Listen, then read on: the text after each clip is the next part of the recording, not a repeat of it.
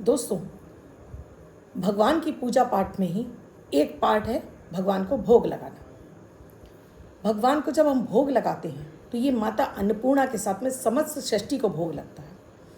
इसका मतलब है, भोग लगाने का मतलब है दोस्तों कि हम जो भी खा रहे हैं वो अपने इष्ट को अर्पित करके खा रहे हैं, जिससे कि हमारे घर में धन समृद्धि और वैभव बढ़े। भोग क्यों लगाना चाहिए? भोग लगाने के पीछे क्या क्या चीज़ें किन किन प्रभुओं को अर्पित की जाती हैं? माता के नवरात्रे आ रहे हैं। माता को अगर आप पूजा पाठ नहीं कर पाते हैं तो क्या ऐसा भोग लगा दें कि माता की पूजा का पूरा फल आपको मिलने लगे। आइए इस वीडियो में मैं आज आपको विस्तार से बताने वाली हूँ। राधे राधे, नमस्कार। मैं आपकी अष्ट दोस्त एस्ट्रोलॉजर अर्चना गुप्ता ज्योतिष के सरल उपाय में आप सभी का हार्दिक स्वागत करती हूँ। कैसे हैं आप सभी? दोस्तों, हर दिन को लकी और बेहतर बनाने वाला 1 मिनट का प्रयोग, अमृत की बूंद और जादुई अक्षर लेकर आपके समक्ष उपस्थित होती हूँ, आपके दिन को शुभ, लकी और बेहतर बनाने के लिए। इनकी विशेषता है दैनिक ग्रह गोचर पर आधारित होते हैं, इसलिए बेहद खास होते हैं। इसमें ना तो राशि देखने की आवश्यकता होती है, न लग्न। किसी भी देश, किसी भी भाषा, किसी भी धर्म का व्यक्ति इन्हें अपनाकर शुभता प्राप्त कर सकता है। अगर आपने अब तक शुरू नहीं किया है तो अब कीजिए और इनका फ़ायदा आप देखकर हैरान रह जाएंगे, क्योंकि 1 मिनट का प्रयोग है। 27 नक्षत्रों पर आधारित होता है, इसलिए आपके चंद्रमा पर तुरंत अफेक्ट करता है और आपको अच्छा महसूस होने लगता है, खुश रहने लगते हैं, कठिनाइयाँ आपसे दूर रहने लगती हैं, घर में क्लेश भी खत्म होने लगता है। तो आपको ज़रूर करिए। बच्चे, महिला, पुरुष, बड़े बुजुर्ग सबको कराइए और देखिएगा इनका फ़ायदा। आज मैं बात कर रही हूँ दोस्तों भगवान के भोग की, क्योंकि ये हमारी पूजा का ही एक हिस्सा है।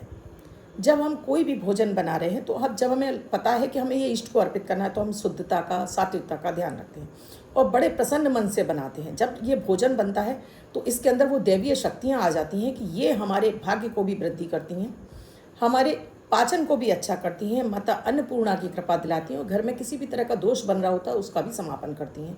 क्योंकि जो भी हमने भोजन पकाया है उसको हम इष्ट को अर्पित करके खा रहे हैं, यानी अब वो हमारे लिए भोग है। जब भोग स्वरूप हम खाते हैं तो ये हमारे पेट को पचता भी है, ये हमें रोग बीमारियों से भी दूर रखता है। तो अगर आप भगवान को भोग लगाते हैं तो आप बर्तन भी उनके अलग रखते हैं, क्योंकि किसी भी ऐसी चीज़ का भोग भगवान को नहीं लगाया जाता है जो कि मर्यादा के बाहर है। जैसे प्याज, लहसुन, अंडा, मांस, मछली, ये सारी चीज़ें, इनका भोग ईश्वर को नहीं लगाया जाता और न ही लगाना चाहिए। हमेशा हमारे सनातन धर्म में हमेशा इन चीज़ों को अभक्ष्य माना गया, यानी कि इनको खाना ही नहीं चाहिए। लेकिन आज बदलते दौर में ये चीज़ें लोगों को पसंद आने लगी हैं। अगर आप भी खा रहे हैं तो कोई बात नहीं है, इनके बर्तन अलग रखिए आप, और भगवान को जो भोग लगा रहे हैं उसका भोजन के बर्तन अलग रखिए। भगवान का भोग हर दिन लगाइए। भगवान को भोग लगाने से आपने जो मंदिर में बनाया हुआ है, मंदिर में बैठे हैं देवी देवता, इनको अगर प्रतिदिन भोग देते हैं तो इनका आशीर्वाद मिलता है। ये जो भोग आप लगा रहे हैं इसे आप 2 मिनट बाद के उठाइए और पूरे परिवार को खिलाइए। इसको गाय इत्यादि को नहीं डालना चाहिए। मैंने बहुत सारे घरों में देखा है, भोग की थाली रखी और वहीं पड़ी छोड़ दी है, पूरा दिन पड़ी है, दूसरे दिन गाय को डाला जा रहा है। जो भोग आप लगा रहे हैं वही तो आप भी खा रहे हैं, तो इस भोग को भी आप खाइए ना। तो ये आपको धन समृद्धि देगा, यानी आपके अटके बिगड़े कार्य बनाना शुरू करेगा जब आप इस भोग को खाने लगेंगे। परिवार के सभी सदस्यों को खिलाने के लिए इसलिए बताया जाता है। इसलिए भोग एक अच्छी स्वस्थ थाली में लगाइए और भोग को कभी भी आपको ज़मीन पर रखकर भगवान को नहीं लगाना चाहिए। मंदिर में कुछ ऊंचे स्थान पर रखिए। साथ में एक लोटा जल भी आपको रखना चाहिए और ये लोटा जल और भोग ही आपको परिवार के सभी सदस्यों में आपको बांट देना चाहिए। सभी की बोतलों में डाल दीजिए पानी, खाना सभी के अपने ले जाइए, किचन में पूरे खाने में मिला दीजिए। अब बात करती हूँ कि आपको क्या भोग लगाना चाहिए। देखिए, मैं एक जनरल बात करूं तो आप अपने घर के मंदिर में प्रतिदिन मिश्री का भोग लगाते हैं तो ये प्रभु का सबसे प्रिय भोग है। इसमें आपको ये देखने की आवश्यकता नहीं पड़ती है कि भोलेनाथ को आपको क्या भोग लगाना है, आपको कान्हा को क्या भोग लगाना है, आपको माता रानी को क्या भोग लगाना है, आपको गणेश जी को क्या भोग लगाना है। जैसे गणेश जी और भगवान शंकर को तुलसी नहीं चढ़ती है, लेकिन नारायण को तुलसी पसंद है। माता रानी को भी तुलसी कम चढ़ती है, माता को भी तुलसी नहीं दी जाती है। माता को भोग में मिठाई हैं, लौंग हैं, दूध है, शहद है, इन चीज़ों का भोग लगता है। तो सबसे बेस्ट है आप घर के मंदिर में डेली मिश्री का भोग लगाइए। इसको ले जाकर अपने चीनी के डब्बे में डाल दीजिए। आपको अलग से बांटने की भी ज़रूरत नहीं है, चाय दूध बनेगा उसमें मिक्स हो जाएगी। दोस्तों, माता के नवरात्रे आ रहे हैं और हम सभी अपने घर में माता की आराधना करते हैं और करनी भी चाहिए, क्योंकि जगत जननी जगदम्बा है, अन्नपूर्णा है, माता लक्ष्मी है, माता काली है। हमारी हर तंत्र मंत्र से भी हमारी रक्षा करती हैं, किए कराए से रक्षा करती हैं। अन्न धन के भंडारे हमारे भरे रहते हैं। माता के आशीर्वाद से हमें सद्बुद्धि मिलती है, हमारा दाम्पत्य जीवन सुखी होता है, बच्चों का सुख मिलता है, घर में धन लक्ष्मी आती हैं, अन्नपूर्णा की कृपा मिलती है और साथ में दाम्पत्य जीवन भी सुखद बना रहता है माता की आराधना से। नवरात्रि जो कि 3 अक्टूबर से शुरू हो रहे हैं, 3 अक्टूबर से गुरुवार से इस बार नवरात्रि शुरू हो रहे हैं।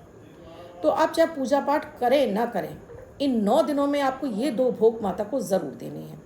एक है शहद और दूसरा है लौंग। शहद हर दिन आप 1 चम्मच 2 चम्मच जितना है माता को अर्पित करिए, और साथ में लौंग आप 4 लौंग, 2 हरी इलायची, 2 बताशे, और साथ में अगर आपके पास पान का पत्ता मिल जाए तो पान के पत्ते पर इन्हें रख दीजिए।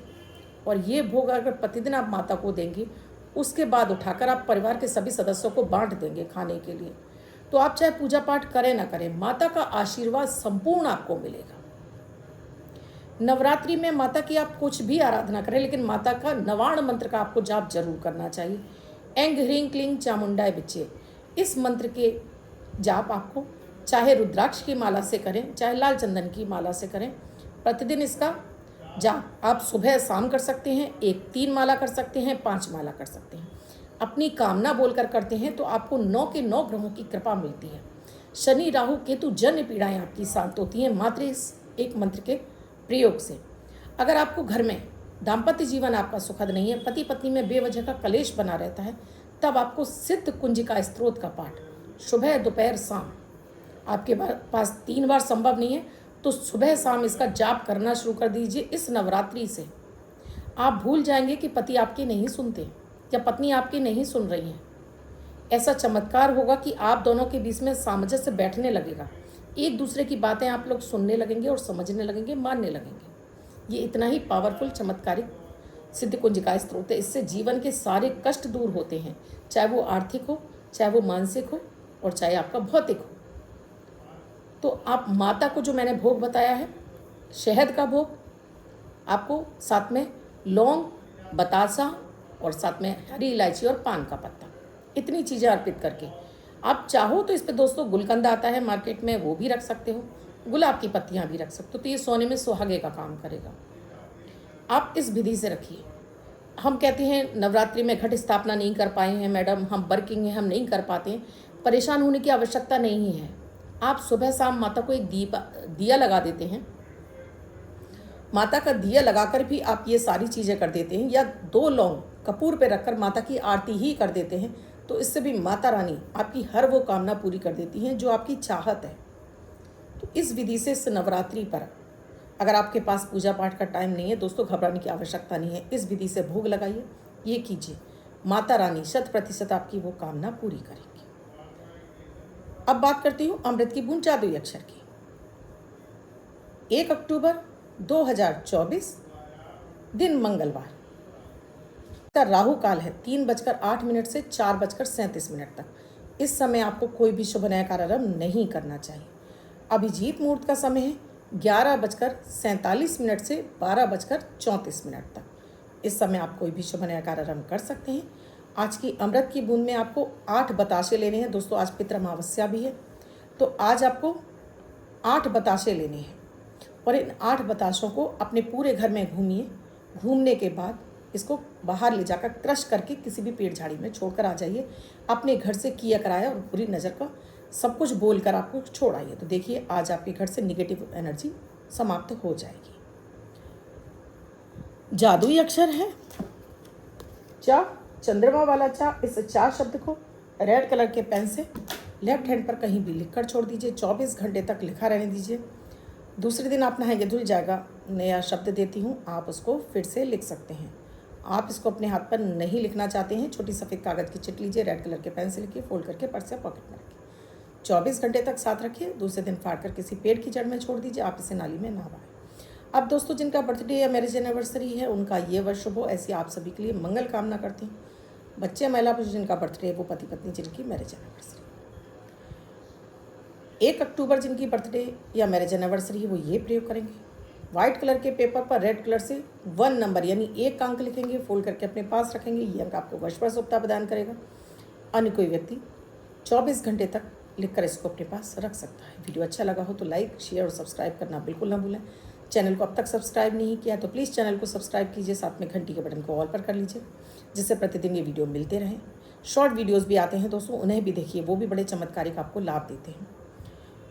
वीडियो में क्या समझ में नहीं आए कमेंट सेक्शन में लिखकर पूछिएगा ज़रूर।